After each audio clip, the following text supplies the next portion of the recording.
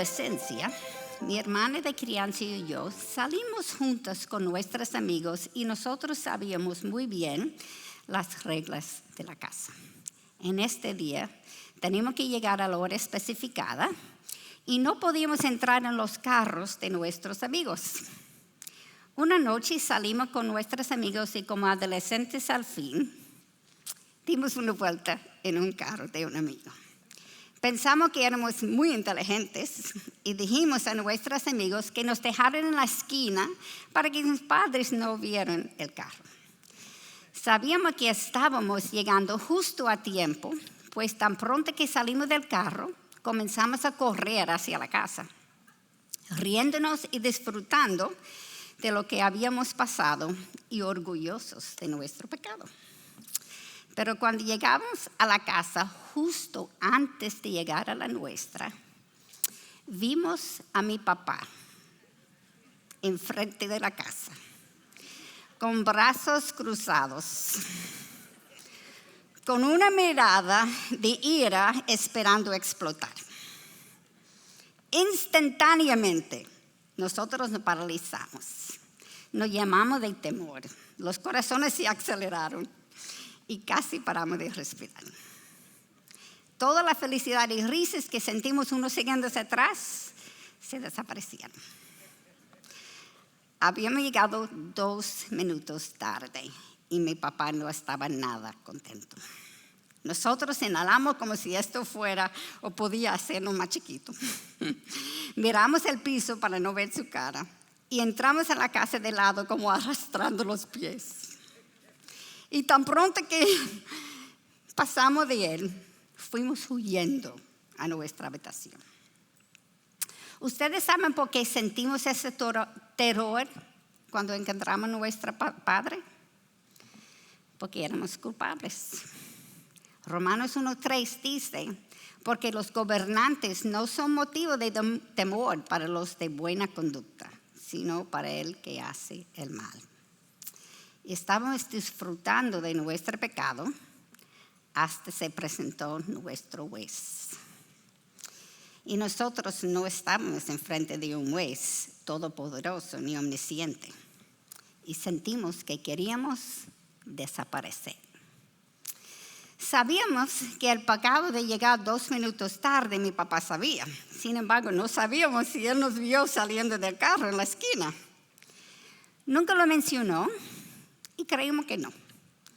Pero el castigo que él implementó fue que nosotros no podíamos salir de la casa por 2 semanas. Uno podía pensar, 2 semanas por 2 minutos. Nosotros pensamos que este castigo fue excesivo para la falta, cuando en realidad éramos más culpables de lo que mi papá reconocía. Y muchas veces pensamos igual con nuestros pecados frente a Dios. Hemos acostumbrado tanto a la gracia y su misericordia que pensamos que somos merecedores de ella. Pero realmente Ezequiel 18:20 nos dice, el alma que peca, esa morirá. Nota que no dice solamente los pecados grandes, sino con el primer pecadito merecemos morir. Y yo noté que todos nosotros estamos aquí todavía. Esto, mis amigas, es gracia. Y la razón es muy sencilla. Dios es santo, santo, santo.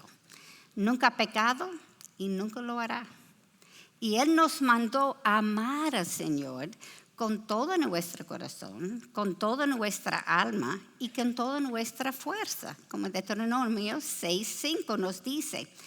Y la realidad es cada vez que pecamos estamos amando más este pecado de lo que estamos amando a Él.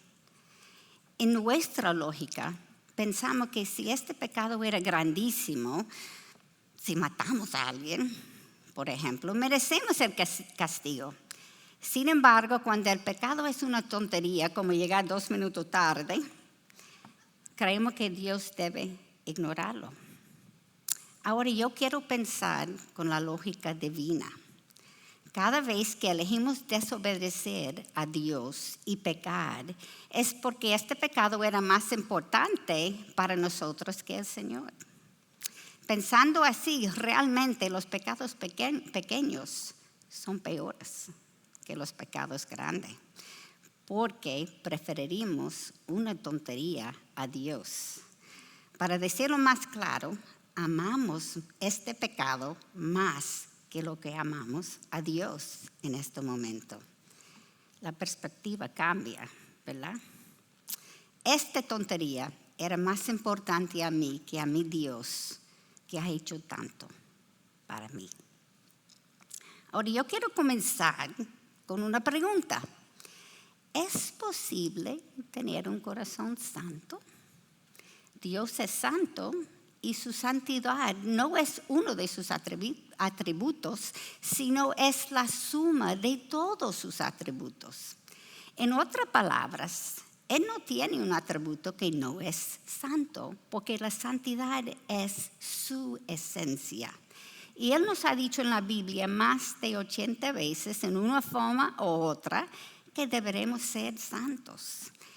Y 9 veces Él nos dijo específicamente, como en 1 de Pedro 1:16, sed santos porque yo soy santo.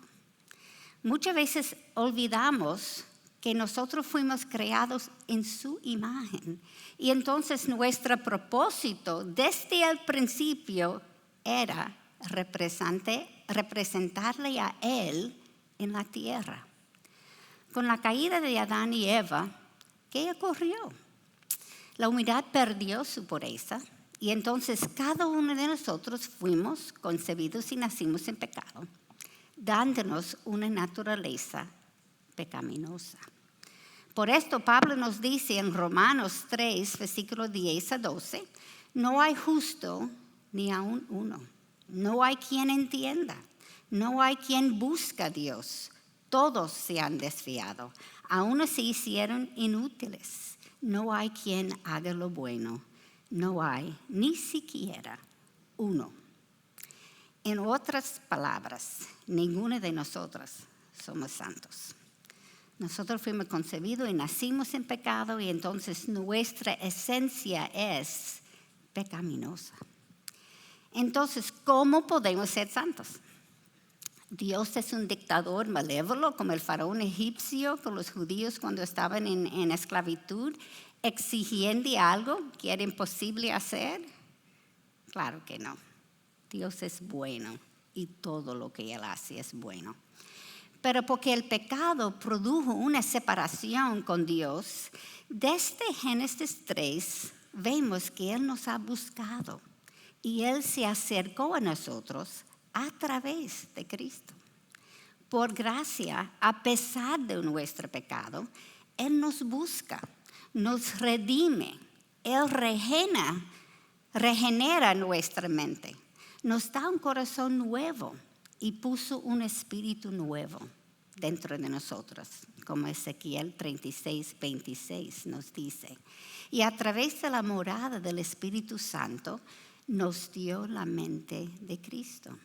1 Corintios 2:16.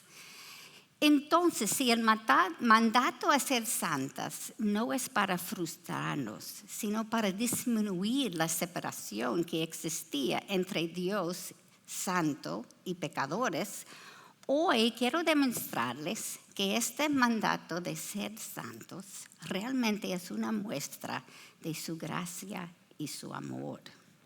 Porque como Dios es amor y Él nos amó primero, cuando amamos nuestro prójimo, por su gracia, Él nos santifica y Él mejora la calidad de nuestra relación con Él.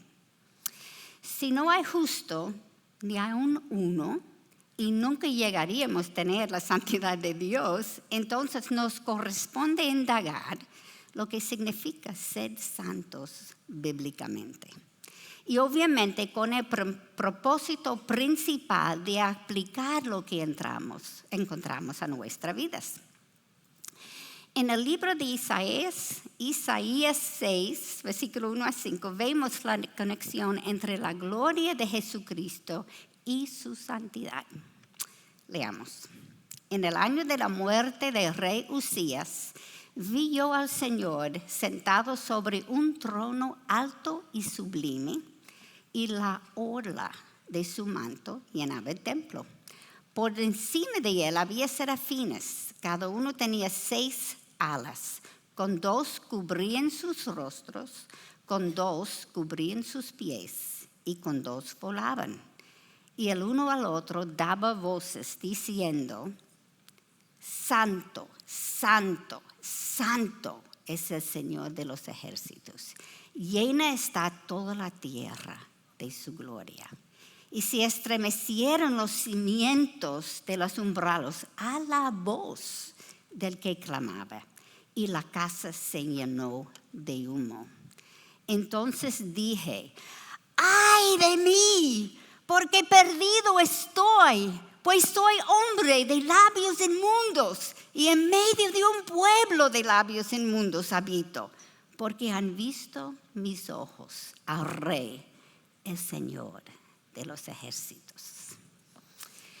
En esta visión, la orla o la costura de su manto llenaba el templo. Esto significa esa orla, ¿verdad? ¿Están dándose cuenta el tamaño de este ser? La costura llenó el templo. En esta visión, o mejor, su santidad brillaba tanto que los serafines, seres no pecaminosos, tenía que cubrir sus ojos con sus alas por la brillantez de su santidad. Y todos sentían en su interior obligados a cantar: Santo, santo, santo es el Señor de los ejércitos. Primero, no sabemos dónde estaba Isaías cuando recibió esta visión, pero sabemos que sí, esto fue simplemente una visión. No estaba la presencia real del Señor, es una visión, y eso causó que él se sentía destruido. Y especulo que Isaías no podía ver el rostro de Dios. Yo digo eso por 2 razones. Primero, porque Dios dijo a Moisés en Éxodo 33:20, no puedes ver mi rostro porque nadie puede verme y vivir. Y Isaías sobrevivió. Y segundo, si solamente la costura del manto llenaba el templo, ¿cómo llegaría a ver el rostro que tenía que ser tan lejos por encima de esa costura? Y escuchen de nuevo la reacción de Isaías. ¡Ay de mí, porque perdido estoy! La palabra hebrea para perdido es damá. Y esto significa cesar de existir, desintegrado, destituido o destruido por completo, solamente viendo una visión del Señor. ¿Y por qué? Porque el contraste entre la pureza y el poder de su santidad y la profundidad de nuestra pecaminosidad nos destruirá. Pero como Dios es amor y Él nos amó primero, cuando amamos a nuestro prójimo, por su gracia, Él nos santifica.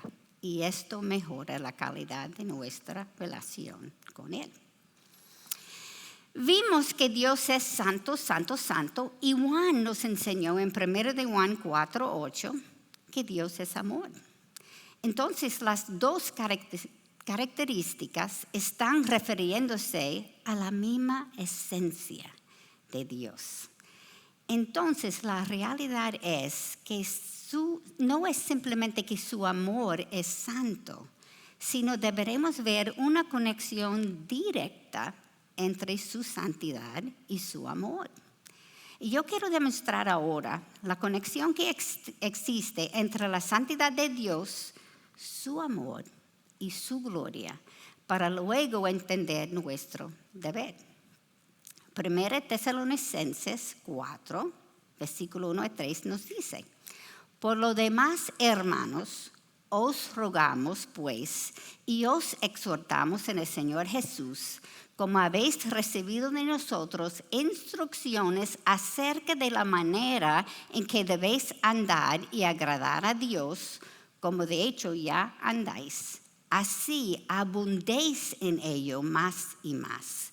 Pues sabéis qué preceptos os dimos por autoridad del Señor Jesús, porque esta es la voluntad de Dios, vuestra santificación.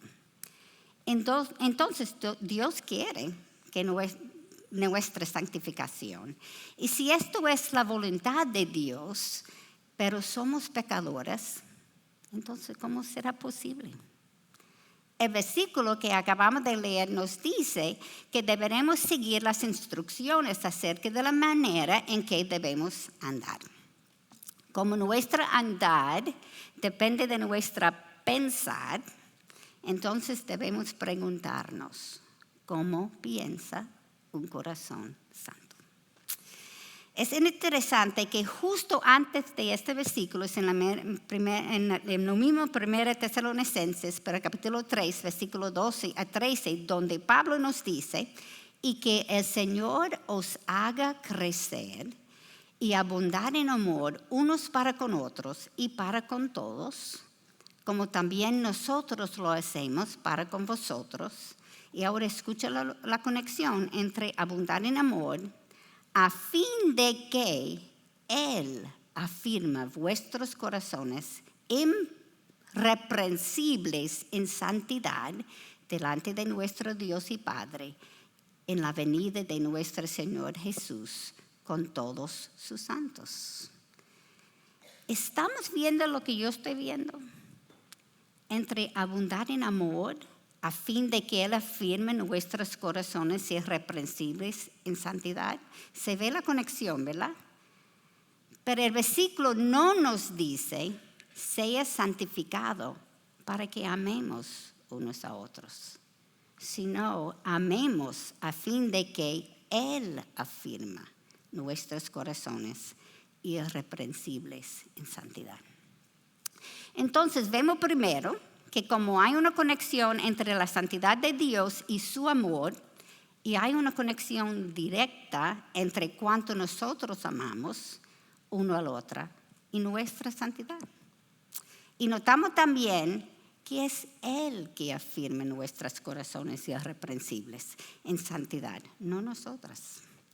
Como es imposible para nosotros ser santas como Él es santo, pero Él es quien nos hace santos, entonces es obvio que el mandato de ser santo es una muestra de su gracia y su amor para cada uno de nosotros. Y vimos también que Él nos santifica cuando amamos nuestro prójimo y entonces Él nos acerca a Él. Pues sabemos que Él nos dio vida cuando estábamos muertos, como Efesios 2:1 nos dice, muertos obviamente en delitos y pecados. Y sabemos que la salvación es de Él y por fe, como Efesios 2:8-9 nos dice. Entonces es algo que Él hace a nuestra mente y nuestro corazón para que podamos creer y luego ser santificadas. Juan nos dijo en otra forma, en 1 Juan 4, versículos 7 a 11, amados, amémonos unos a otros, porque el amor es de Dios. Y todo el que ama es nacido de Dios y conoce a Dios. El que no ama no conoce a Dios, porque Dios es amor. En esto se manifestó el amor de Dios en nosotros, en que Dios ha enviado a su Hijo unigénito al mundo para que vivamos por medio de Él. En esto consiste el amor, no en que nosotros hayamos amado a Dios, sino en que Él nos amó a nosotros y envió a su Hijo como propiciación por nuestros pecados. Y escuche de nuevo, amados, si Dios así nos amó, también nosotros debemos amarnos unos a los otros. Nuestro deber es amar el uno al otro. Y como Él nos ha cambiado, no solamente debemos, sino podamos amar a unos a otros. Se ve claramente que el fundamento de este amor por el prójimo está basado en el carácter de Dios y la obra que Jesús hizo en la cruz y no en el nuestro. Él es amor y según este versículo, aquel que no conoce a Dios no puede amar como Dios exige.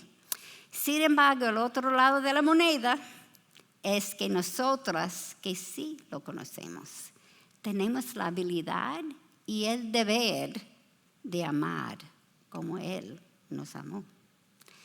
La misma morada del Espíritu Santo de que 1 Corintios 3:16 habla, combinada con tener la mente de Cristo, nos exija que amemos a Dios a través de amar a nuestro prójimo.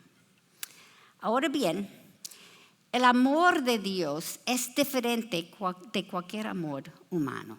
Su amor es santo, su amor es puro, no tiene malicia, no es egocéntrico, es sagrado y es majestuoso. ¿Cómo podemos amar así? Renovando nuestra mente con la verdad, reemplazando las materias que creíamos antes que viniera Él para vivir en unidad.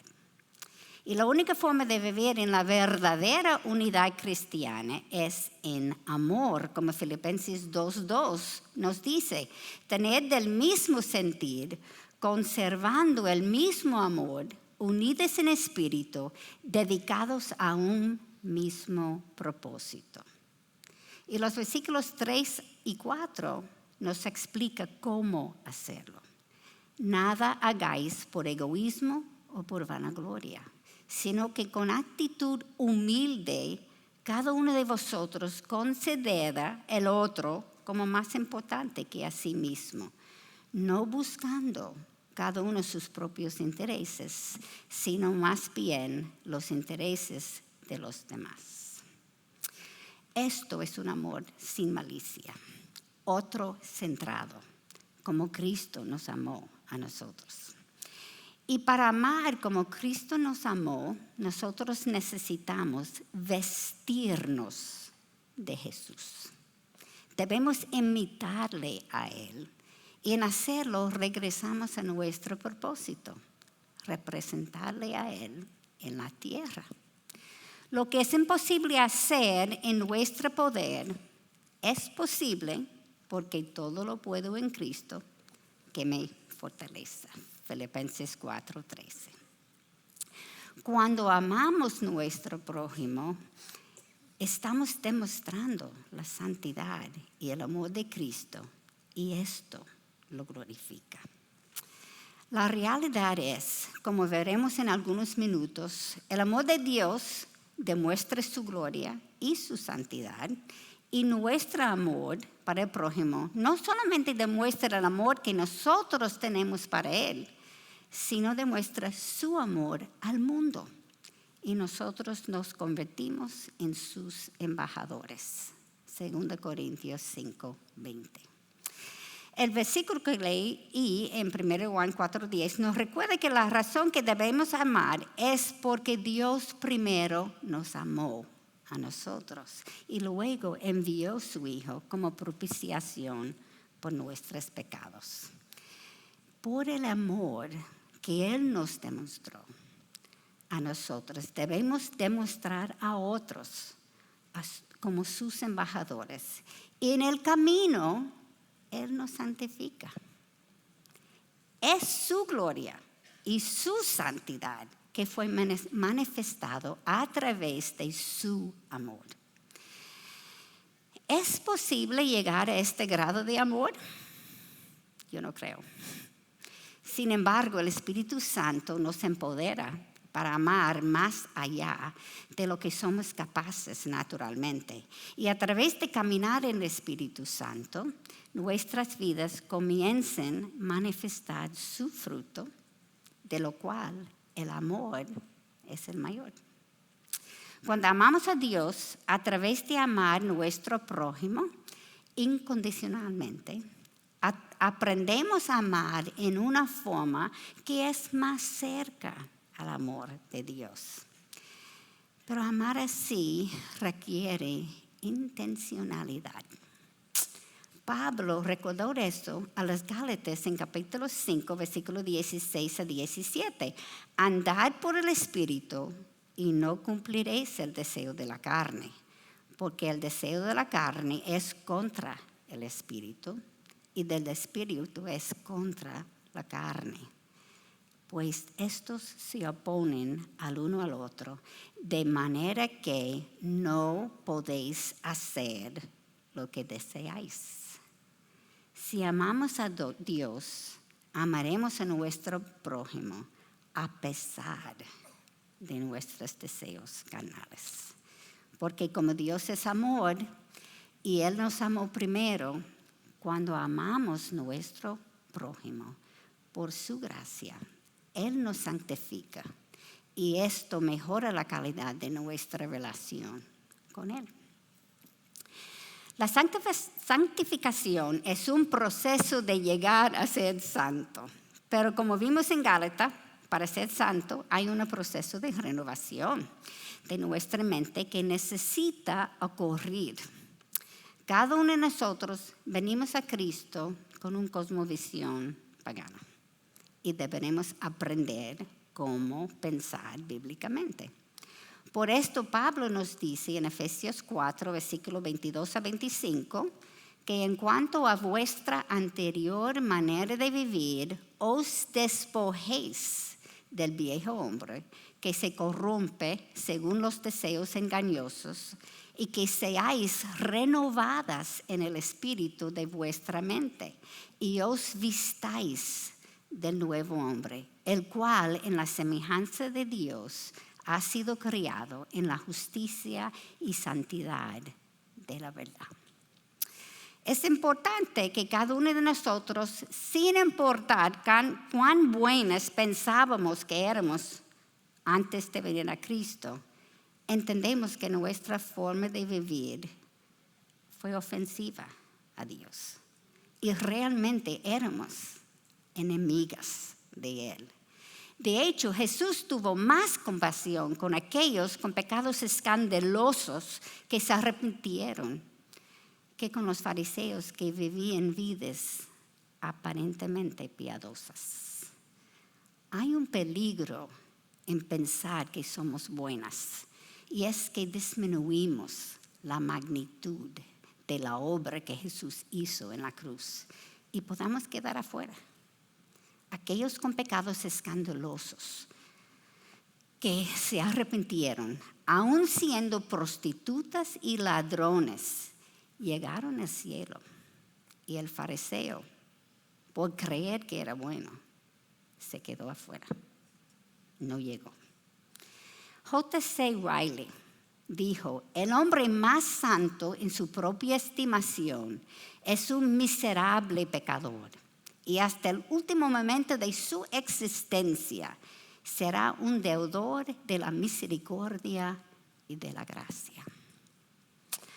Ahora bien, para llegar a pensar santas, Pablo nos dice en Romanos 12:2 lo que debemos hacer. No os adaptéis a este mundo, sino transformaos mediante la renovación de vuestra mente para que verifiquéis cuál es la voluntad de Dios, lo que es bueno, aceptable y perfecto. Entonces, todos los valores que tuvimos pre-salvación tienen que ser renovados. Como somos pecadores, nunca seremos igual que Dios. Y Él nunca esperaría que llegáramos a no tener pecado. Sino una pecadora santa es alguien dedicado a la moralidad, es alguien con un compromiso a la pureza, en sus pensamientos, en su forma de hablar, en sus motivos y luego en sus acciones. Y yo no voy a llegar en eso, pero yo estoy seguro que Chálvaro y Patricia va a hacer un trabajo magistral. Puede ser para ellas. Si nuestras mentes son renovadas, entonces no seremos parte de ese mundo. Y entonces no podemos comportarnos como el mundo se comporta. Y entonces esto nos separa del mundo. Y nuestras ideas, nuestras motivaciones y acciones serán diferentes. Esto significa que todo lo que somos y lo que tenemos pertenece a Dios. Y entonces cada aspecto de nuestra vida debe ser dirigida y moldeada por Dios. Por esto Pedro nos dice en su primera carta, en capítulo 1, versículo 14 a 15, como hijos obedientes, no os conforméis a los deseos que antes teníais en vuestra ignorancia, sino que así como aquel que os llamó es santo, así también sed vosotros santos. Y escuche bien, en toda vuestra manera de vivir. No estamos solamente santas en la iglesia domingo y miércoles, sino es un estilo de vida. Pues en resumen hasta ahora, primero, el mandato de ser santos es porque Él es santo y es una muestra de su gracia y su amor porque Él quiere acercarnos a Él. Segundo, hay una conexión directa entre la santidad y el amor. Y tercero, ser santos es morir a nuestros propios deseos y ser obediente a su palabra, y Él nos santifica a través de amar a nuestro prójimo.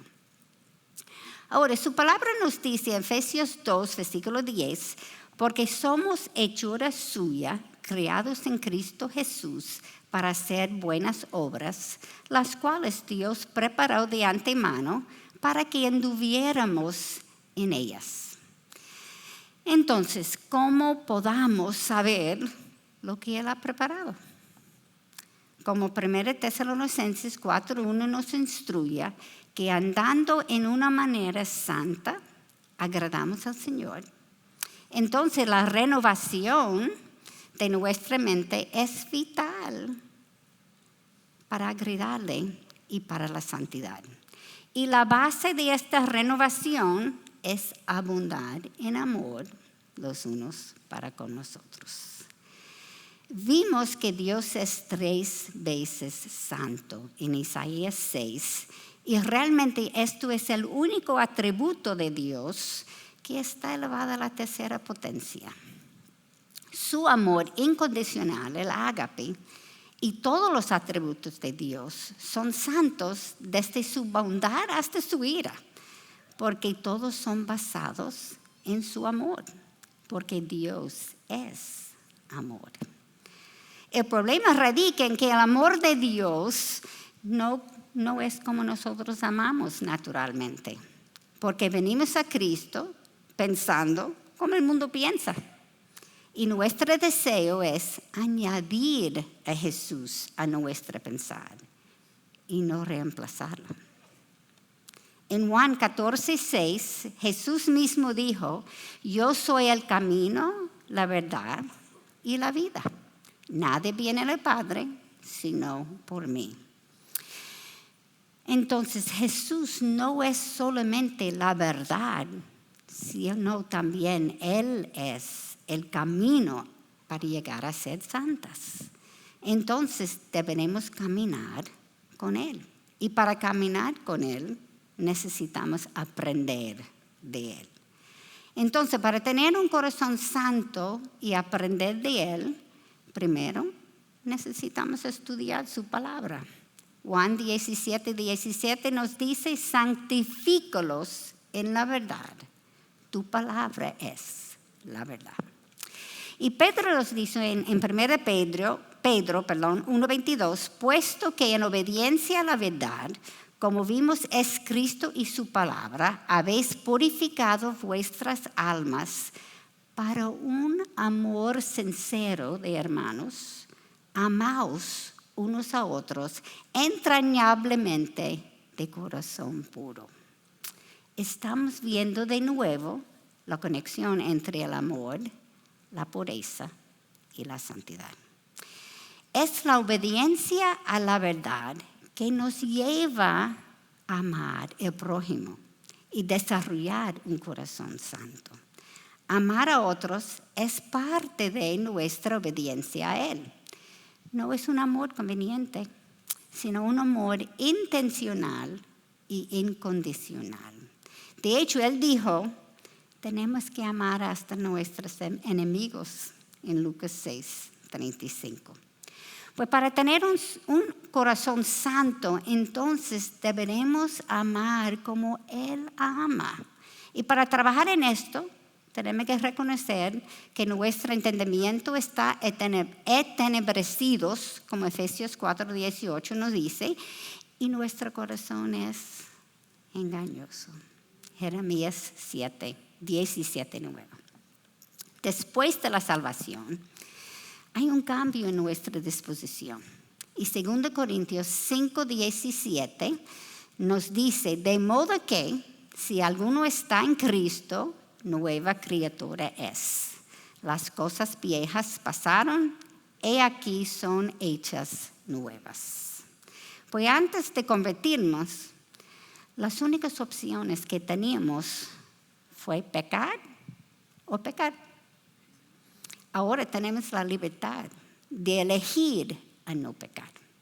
Pero vimos en Efesios 4, os despojéis del viejo hombre y os vistáis del nuevo hombre, el cual en la semejanza de Dios ha sido criado en la justicia y santidad de la verdad. Se nota la intencionalidad, quitar y poner. Entonces, tan pronto que somos salvas, la lucha contra nuestra naturaleza comienza. Y para vencerla, debemos conocer a Cristo íntimamente para que podamos caminar como Él caminó. 1 Juan 2:6. Como la santidad viene del Señor y hay una conexión directa entre nuestro amor y nuestra santificación, cuando abundamos en amor, nuestros corazones son establecidos en santidad. Y cuando crecemos en amor, progresa nosotros en la santificación. Porque Dios es amor y Él nos amó primero. Cuando amamos a nuestro prójimo, Él nos santifica por su gracia. Y esto mejora la calidad de nuestra relación con Él. Sabemos que es el Señor que nos cambia, porque 1 Tesalonicenses 5:23 nos dice, y que el mismo Dios de paz os santifica por completo, y que todo vuestro ser espiritual, alma y cuerpo sea preservado irreprensibles para la venida de nuestro Señor Jesucristo. Y podemos confiar porque el próximo versículo dice, fiel es Él que os llama, el cual también lo hará. ¿Cómo es que Dios nos haga crecer? Ya vimos a través de su palabra y segunda, a través de aplicar a nuestras vidas en obediencia. Pero como nuestro corazón es engañoso, y nuestro deseo carnal es contra el Espíritu, entonces necesitamos conocer bien a Dios y conocer lo que Él manda, aplicar lo aprendido. Y luego necesitamos estimular y animarnos uno al otro a la santidad. Porque Proverbios 23:7 nos advierte, como piensa dentro de sí, así es. ¿Dónde va tu mente cuando no está pensando en algo específico? Es importante que evaluamos porque nuestro corazón es engañoso. Entonces, para crecer en santidad, debemos caminar como Él caminó. Debemos perdonar como Él perdonó y debemos amar como Él amó. Escuchemos lo que Pablo dijo a los Corintios en la primera carta, capítulo 3, versículo 1 a 3. Así que yo, hermanos, no pude hablarlos como a espirituales, sino como a carnales, porque como a niños en Cristo. Os di a beber leche, no alimento sólido, porque todavía no podáis recibirlo. En verdad, ni aún ahora podéis, porque todavía sois carnales. Pero yo quiero que ustedes escuchen ahora la razón que él dijo que eran carnales. Pues habiendo celos y contiendas entre vosotros, ¿no sois carnales y andáis como hombres? Para evaluarnos, ¿estamos como ellos? ¿Cuántas de nosotros estamos pidiendo perdón cuando sentimos celos?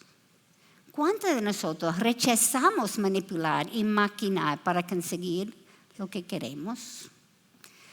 Cuando sentimos celos, ¿hacemos un plan para bendecir a esta persona? Si no, estamos inmaduros en la fe y no estamos amando como Cristo nos amó. El estándar es alto y todo comienza en el corazón, porque como piensa dentro de sí, así es. ¿Estamos intencionalmente amando más y más para que el Señor nos santifique? Y no estoy hablando de amar a nuestra familia, nuestros amigos, ni las personas en nuestra iglesia, sino aquellos para los cuales tenemos celos o aquellos que no nos caen bien. Vimos la conexión entre la gloria y santidad de Jesús en Isaías 6. Y ahora yo quiero terminar con el ejemplo que Jesús mismo nos dio para ver la conexión entre la santidad, un amor santo y verdadero, y su gloria. De este lado de la gloria, las cosas no lucen tan nítidos como lucen en la gloria.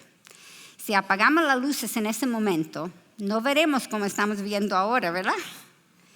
Es igual en la vida espiritual.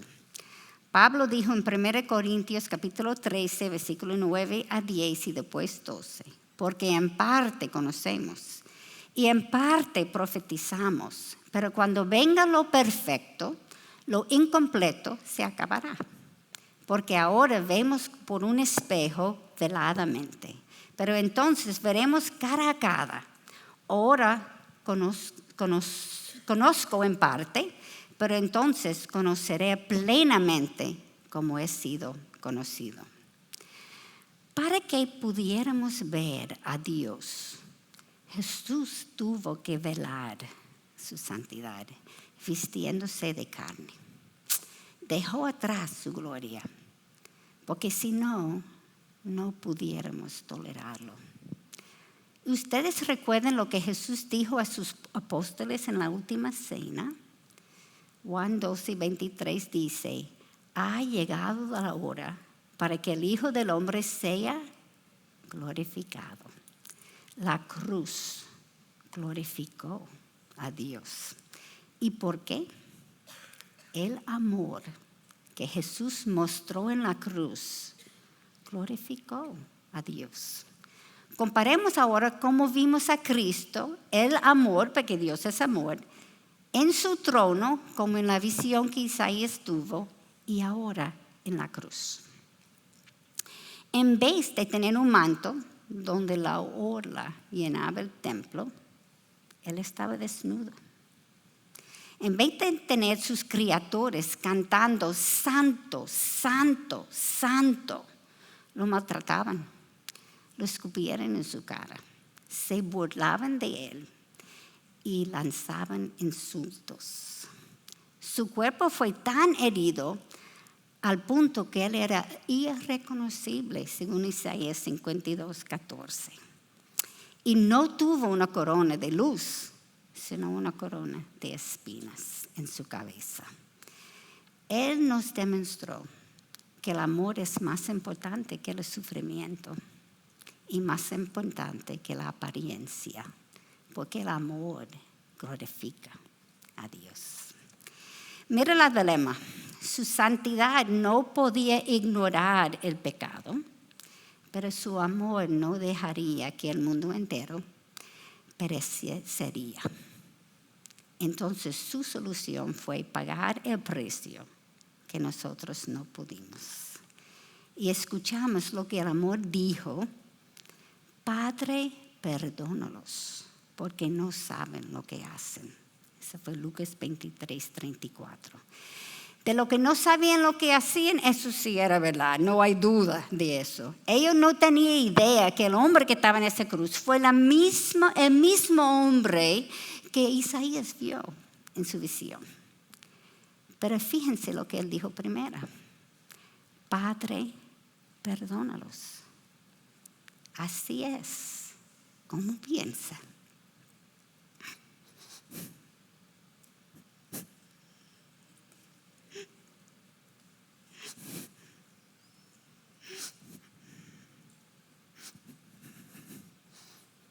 Un corazón santo.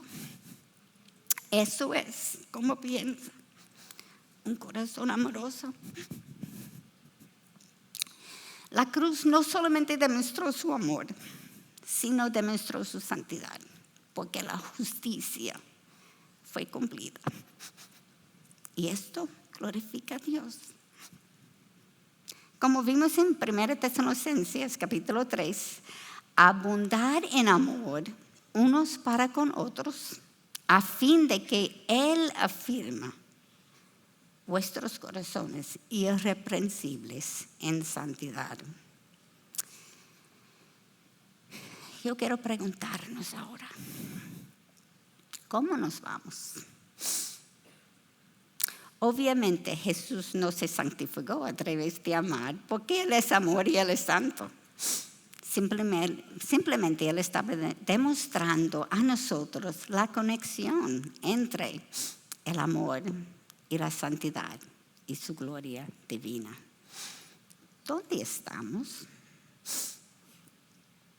Y yo no sé ustedes, pero yo tengo que decir avergonzosamente que yo estoy lejos. Yo no me acerco a ese tipo de amor. ¿Qué necesitamos cambiar?